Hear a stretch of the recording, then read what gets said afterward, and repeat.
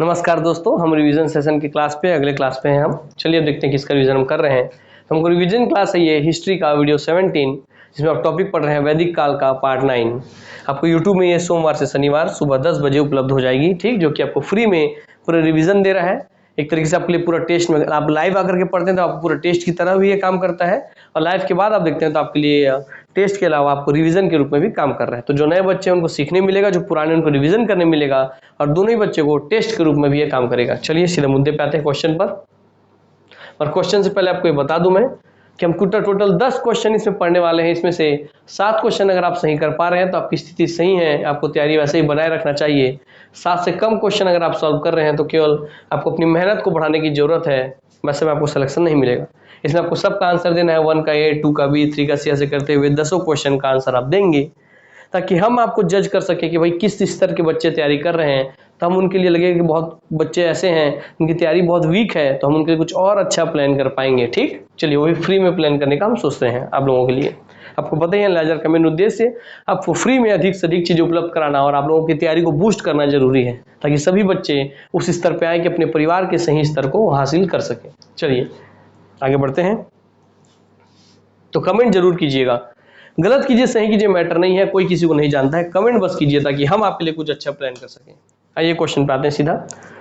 सत्यकाम जवाल की कथा, सत्यकाम जवाल की कथा जो अनब्याही मां होने के लांछन को चुनौती देती है उल्लेखित है।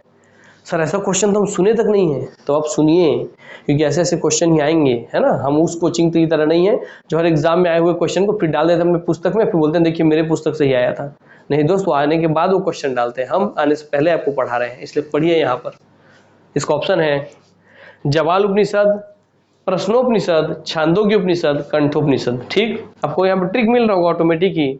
सही आंसर है इसका सी, छांदोग्य उपनिषद। और देखिए कंफ्यूजन कैसे होता है बच्चों को, यहाँ लिखा है सत्यकाम जवाल और यहाँ लिखा है जवाल उपनिषद, तो आदमी वैसे ही सोच के चलता है, मगर याद रखेंगे छांदोग्य उपनिषद में है। ठीक, हाँ, अनब्याही मां होने के लांछन को चुनौती देती है जो कि। ठीक, चलिए ऐसे क्वेश्चन के लिए आप अगर आपको तैयारी करना है तो जहां से तैयारी कर रहे हैं इस स्तर की तैयारी कीजिए, वो अन्यथा हमारे वीडियो कोर्स को आप एनरोल कर सकते हैं। चलिए, ऋग्वेद की मूल लिपि क्या है? पाली है, ब्राह्मी है, खरोष्ठी है, आदि है। आइए आंसर ब्राह्मी लिपि है ऋग्वेद की मूल लिपि। ठीक, कमेंट करते चलिए दोस्त, मेरे बताने के बाद भी होता है तो भी आप कमेंट कीजिए कि आपके मन में क्या देख के आया था। मैं ऑप्शन पहले दे दिया, आंसर पहले दिया, मगर आपके मन में क्या आया था देख करके उसको आप मेरे बाद भी टाइप कीजिए। ठीक, मगर टाइप जरूर कीजिए, ताकि आप सही अपने आप को धोखा मत दीजिए, मुझे धोखा मत दीजिए, तो मैं जानूंगा कैसे बच्चे हैं तो उनके लिए कुछ अच्छा कर पाऊंगा। चलिए क्वेश्चन 3 है, वैदिक कर्मकांड में होता का संबंध है ऋग्वेद से, यजुर्वेद से, सामवेद से, अथर्ववेद से। ऑप्शन आंसर है इसका ऋग्वेद से होता का संबंध, अर्थात होता ऋग्वेद के ऋचाओं का अध्ययन करने वाले को होता बोलते हैं। होता आपके सामवेद के जो उसे कहते हैं उद्गाता, है ना। तो होता, उद्गाता, अथर्वयु और ब्रह्मा, तो इसके बोलते हैं यजुर्वेद वाले बोलते हैं अथर्वयु कहते हैं, अथर्ववेद वाले को ब्रह्मा कहते हैं। तो होता, उद्गाता, अथर्वयु और ब्रह्मा, होता, उद्गाता, अधुर्वयु और ब्रह्मा, ये इनके ऋचाओं को पढ़ने वाले को कहा जाता है। जो ऋग्वेद को पढ़े वो होता है। ठीक, ऐसे चीजों का कॉन्सेप्ट यहाँ नहीं बताना है क्योंकि हमारी रिवीजन है, मगर मैं आपको बता दे रहा हूँ फिर भी। क्वेश्चन 4, अवेस्ता और ऋग्वेद में समानता है, अवेस्ता किस क्षेत्र से संबंधित है? भारत से, ईरान से, इजराइल से, मिस्र से। सही आंसर है इसका दोस्तों। सीखने देखिए आपको क्या क्या सीखने मिल रहा है नया नया, कि सर ये ईरान से है, ईरान से संबंधित है अवेस्ता। जिंदावेस्ता बोलते हैं ना भाई, जिंदावेस्ता, उसी को अवेस्ता करके दिया हुआ है। ये हमारा 1 ईयर प्लान है जिसमें आपको कंप्लीट वीडियो कोर्स मिलता है, पीडीएफ मिलता है, टेस्ट मिलता है। अगर आप शुरू के 50 से स्टूडेंट हैं तो आपको 4000 का कोर्स आपको मिलेगा 2199 में। उसके बाद आपको वही कोर्स इन कैटेगरी में मिलेगा, आप पढ़ लीजिए इसको, आपका टाइम मेरे को लेना नहीं है। चलिए, इसको जिसको पैसे की दिक्कत है भाई वो इंस्टॉलमेंट में भी कर सकते हैं पेमेंट। केवल 999 रुपये में पहला इंस्टॉलमेंट दे करके अपने कोर्स को एनरोल कर लीजिए और पढ़ाई करना चालू कीजिए। ठीक, चलिए पुराने हमारे जो स्टूडेंट हैं जिन्होंने इनमें से कोई भी कोर्स लिया है उनको केवल 999 रुपये में वो 2199 वाला कोर्स, वो 4000 वाला कोर्स उपलब्ध करा दिया जाएगा, मगर केवल शुरू के 50 स्टूडेंट के लिए। कोई डाउट हो इससे जुड़ा हुआ तो आप व्हाट्सएप कर सकते हैं इस नंबर पर। चलिए हम सीधा क्वेश्चन पे आते हैं। वैदिक काल में किस जानवर को अघन्या माना गया है, अर्थात इसको मारना नहीं चाहिए? बैल को, भेड़ को, गाय को, हाथी को? आंसर है गाय को।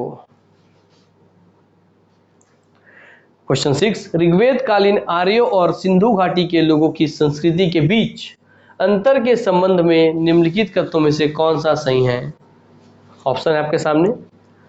ऋग्वेद कालीन आर्य माओ और शिरस्त्रामा हेलमेट का उपयोग करते थे, जबकि सिंधु घाटी सभ्यता के लोगों ने इन पर का कोई साक्ष्य नहीं मिलता है। ठीक है, इनमें से कोई साक्ष्य नहीं मिलता है। तो क्वेश्चन ऑप्शन 2 है, ऋग्वेद कालीन आर्यों को, ये आर्य है, आर्यों को स्वर्ग, चांदी और ताज ज्ञान, या जबकि सिंधु था, ये था नहीं था है, ये या नहीं था है, ताज का ज्ञान था, जबकि सिंधु घाटी के लोगों को केवल तांबा और लोहा का ज्ञान था। तो क्वेश्चन ऑप्शन 3 देखते हैं, ऋग्वेद कालीन आर्यों ने घोड़े को पालतू बना लिया था, जबकि इस बात का कोई साक्ष्य नहीं है कि सिंधु घाटी के लोग इस पशु को जानते थे। तो नीचे दिए गए कूट में सही उत्तर चुनना है आपको। ऑप्शन है आपका केवल 1 सही है, केवल 2 और 3 सही है, 1 और 3 सही है, या 1, 2 और 3 तीनों सही हैं। सही इसका आंसर देखते हैं। ऐसे क्वेश्चन कूट वाले आते हैं, वही पीएससी व्यापम में, और हमारे बच्चे वही सरेंडर हो जाते हैं। इसका आंसर है केवल 1 सही है, ऋग्वेद कालीन आर्य माओ और शिरस्त्रामा हेलमेट का उपयोग करते थे, जबकि सिंधु घाटी सभ्यता के लोगों में इन पर का कोई साक्ष्य नहीं मिलता है। चलिए क्वेश्चन नेक्स्ट है, ऋग्वैदिक काल के प्रारंभ में निम्न में से महत्वपूर्ण मूल्यवान संपत्ति समझा जाता था? भूमि को, गाय को, स्त्रियों को, जल को? ये ज्यादा टाइम देने वाला क्वेश्चन नहीं है, सीधा आते इसके आंसर पर। आंसर है गाय को। ठीक, चलिए, प्राचीन भारतीय समाज के प्रसंग में निम्नलिखित शब्दों में से कौन सा शब्द शेष 3 के वर्ग का नहीं है? कुल, वंश, कोश, गोत्र? बताएंगे आप। आंसर इसका कोश, अर्थात कुल, वंश और गोत्र एक समूह में आते हैं, जबकि कोश अलग चीज है ना। चलिए, संस्कारों की कुल संख्या कितनी है? जब बताए ना आपका अंतिम संस्कार है ना, आपका जन्म संस्कार है ना, वैसे आपका विवाह संस्कार, सब अलग अलग संस्कार है। 16 श्रृंगार वाला तो श्रृंगार आ गया वो, तो अलग अलग संस्कार है आपके। वो संस्कार की संख्या कितने हैं? मैं आपको बताते बताते आंसर ही बता दिया। तो बताएंगे, इसका क्वेश्चन पेपर लीक हो गया। 10, 12, 15, 16 संस्कारों की कुल संख्या कितनी है? वो है सर आपकी 16 संस्कार। 16 श्रृंगार से बताया था ना, 16 संस्कार। हाँ सर। चलिए, जीविकोपार्जन हेतु वेद वेदांग पढ़ाने वाला अध्यापक कहलाता था? अपनी जीविकोपार्जन का मतलब है अपनी जिंदगी को चलाने के लिए, जीविका चलाने के लिए, जिसकी आजीविका, जिससे धन कमाने के लिए तू वेद वेदांग पढ़ाने वाला अध्यापक क्या कहलाता था? ऑप्शन है आचार्य, अनुर्यु, उपाध्याय, पुरोहित। आंसर देंगे आप इसका। सी है उपाध्याय। अधिक लोग पुरोहित के साथ गए होंगे, इसका सही आंसर है उपाध्याय वो व्यक्ति हैं जो जीविकोपार्जन के लिए वेद वेदांग पढ़ाने वाले अध्यापक थे। चलिए, ये भी हमारा सेशन कंप्लीट होता है। आप सबसे विराम लेते हैं और आप अपने कमेंट को लिखिए 10 में से कितने आपके सही हुए, 5, 6, 4, 1, 2, 3 या 0, 0। तो हम उस हिसाब से आपके लिए फिर कुछ और प्लान करेंगे। चलिए, नमस्कार।